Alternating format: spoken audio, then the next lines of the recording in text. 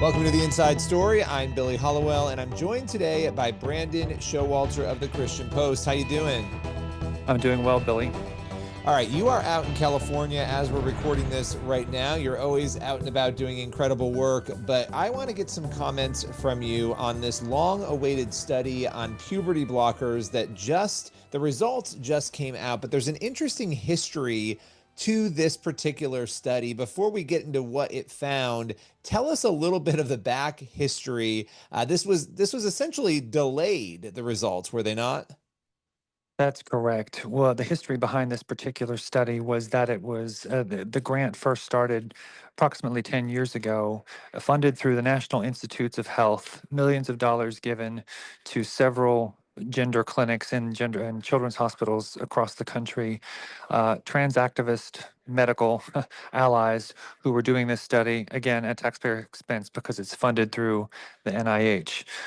What was interesting about this particular study is that the results were withheld because the trans activist doctors couldn't, she said, one in particular, Joanna Olson Kennedy out of Los Angeles, did not want the results to be weaponized, politically weaponized.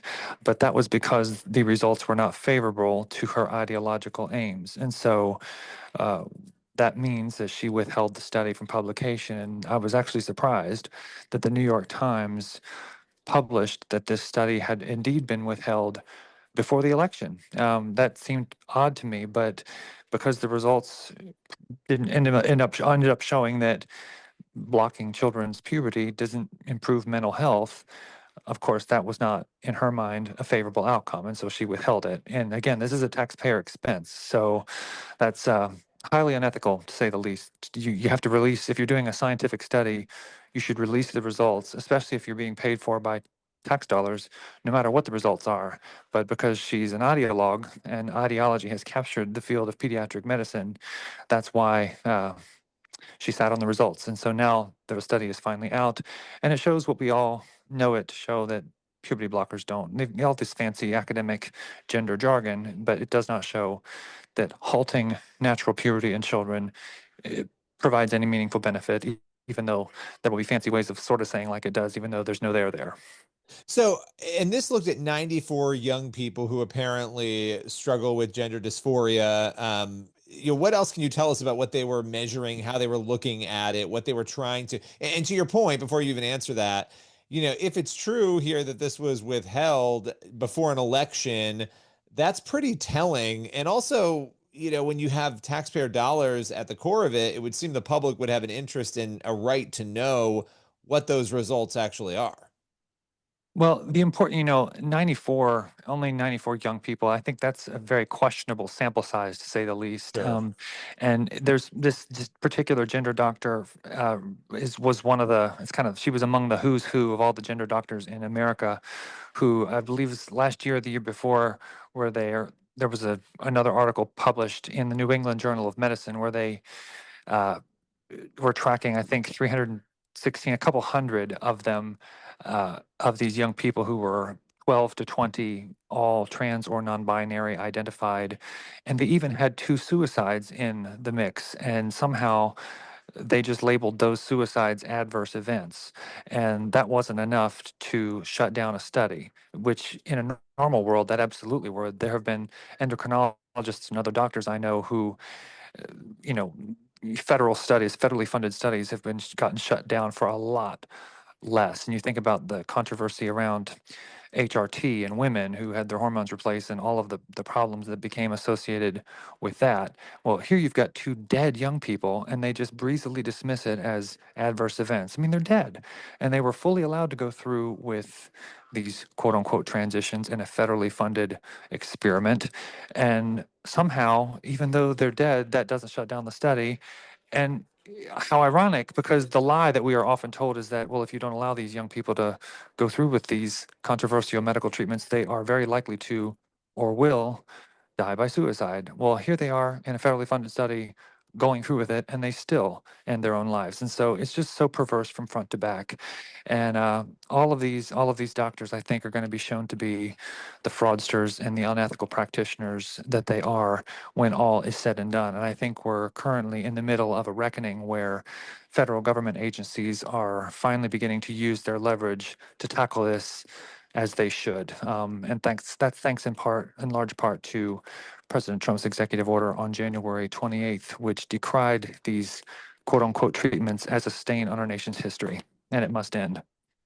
So, I'm going to read a line here, and it basically summarizes a lot of what you just said from the study. And this is one of the conclusions of the study. Self-reported depression symptoms did not change significantly over the 2-year follow-up period in both the conditional and unconditional growth models. So this claim that people, young people in particular, will have some reprieve, that going through these quote unquote treatments will help them. This study does not back that, which, I would surmise, based on what you've said, that the withholding of that study was because the results were not backing what some of these activists had wanted to Right. see.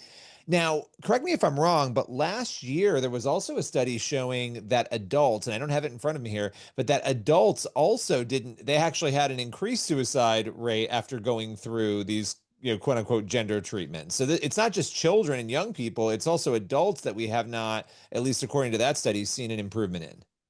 Well, and I think that's very telling, Billy. And I'll say that's because when you have an irretrievably flawed premise that it's somehow possible to be born in the incorrect body, no medical treatment is going to be effective. And that's true whether it's a child or whether it's an adult, because, yes, I think most people have a natural instinct to want to protect minors from irreversible harm.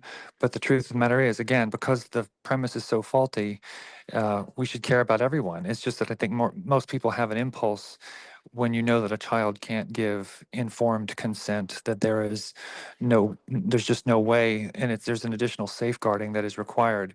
But the truth of the matter is, no one can give adequate informed consent if they are being misinformed about the nature of their condition. And so I'm not surprised at all. I wasn't surprised to see the study about suicide in adults too, because again, no one has ever been born in the wrong body, and no one ever will be. Now, there are claims. You've looked at this issue more than any other reporter, I'm convinced of that, probably in the world and certainly in America. You've seen a lot of studies. There are some that will purport to say they've seen improvements, that, we see this pop up here or there. But what is your assessment? And I have a feeling I know what you're going to say, based on every single thing you've seen. When you look at the totality of the research that we have seen on this, your conclusion definitively, so people understand exactly what is going on beneath the surface here. I think what's going on beneath the surface is that we are living through one of the greatest medical scandals of all time. And it's especially pernicious because it has wrapped itself in identity language. Unlike previous medical scandals such as lobotomies or thalidomide or opioids, that wasn't attached to the emotional and mental health struggles and vulnerabilities of a very struggling generation. And so when you have an ideology about identity that is accompanying unethical medical practices, so it's sort of a witch's brew of horror that's taken off, and it's baked into so many of our other institutions. Children being indoctrinated into the school systems, it's everywhere you turn, where you've got basically a pipeline of clientele into these sordid clinics that are carrying out these practices. And again, it's all based on an unfalsifiable claim that it's possible to be born in the wrong body. That is a lie. No one's ever been born in the wrong body, and no one ever will be. And so when you have medical treatments trying to treat something that it's fundamentally a misdiagnosis of the real struggle, you're going to have medical harm no matter what, because it misidentifies the root of the problem. Yeah, and you've done so much work on this. You have the Generation Indoctrination podcast. For those who are not familiar with the podcast, tell us quickly about it and tell us what's to come. Well, we are currently working on the fifth season of the podcast, and obviously, with as time goes on and as the political winds change, we are going to be seeing new actions from the federal government, and we're going to be seeing new stories emerge.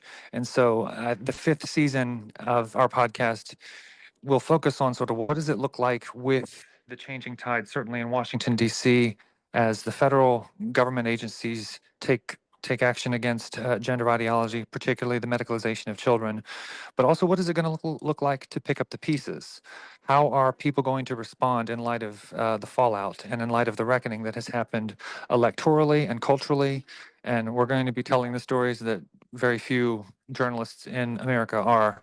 But I think when all is said and done, we will have seen just a tremendous medical and social experiment and scandal that's been unleashed on our country that should never be forgotten. And I'm very proud to be part of the Christian Post that was one of the publications that withstood all cultural pressure to just go along with this and to call it like we saw it as the egregious scandal that it was and is. Final question for you, and I've asked you this before, but I know people listening to this, they will Mm, have this question. They will wonder, yeah, how did it get to this point? Why do you yeah, think this has been pushed to such a level? And I know that things are changing now, and in your right. view, there's a positive trajectory, in the right direction. But how did we get here? Well, that is a very deep and there are many layers to that question. At the root of this, as a Christian, I certainly see an undeniable spiritual warfare element where you see diabolical forces, spiritually speaking, waging war against the image of God, stamped on every person as male and female. So, as a Christian, I'd be remiss to not acknowledge that. But I think when you have an ideology of a psychologized self, that this sort of honestly, it's almost like an orphan mentality where people have this need to know who they are and they think they can sort of find out that by way of identifying as such. It's really kind of a spiritual crisis. And when I think about sort of the big picture, I would recommend that everybody read Mary Eberstadt's book, Primal Screams: How the Sexual Revolution Created Identity Politics. It came out a few years ago. And she does a masterful job explaining how the breakdown of our macro politics is also fueled by a breakdown in the micro politics, which as families have broken down and as faith has waned, you see the breakdown of the macro and the micro. And as the sexual revolution ruptures these most intimate relationships, it leaves people kind of clamoring for an identity. And so they glom on to whatever cause they think will help give them that. And sadly, with the advance of transgender ideology in the country, that now means enriching the pharmaceutical companies and the medical establishment who are happy to sell these products to a very struggling generation that have been sold lie after lie after lie. And so, while there are many contributing factors to this current crisis moment, I think we have to reckon with what the sexual revolution has wrought and what it has unleashed on our society. And interestingly enough, that is going to be a topic, and I'm going to do my best. I didn't want to bite off more than I could chew, but that will be in an episode of season 5 of our documentary podcast because we do want to explore how we got here. We try to touch on that in previous seasons of the podcast too, but I think it can't be denied how the breakdown of the family and the sexual revolution helped give rise to this in a way that we just can't and shouldn't ignore. Well, Brandon, I so appreciate you giving us that preview of what's to come. I agree that is very, very important for us to tackle, and appreciate all you do in this space. Thanks for joining me today. Thank you, Billy. Appreciate it. Everyone else, make sure you head on over to the Christian Post to see Brandon's work and to read all the news you need to read. We'll be back next week with another episode of The Inside Story. We'll see you then.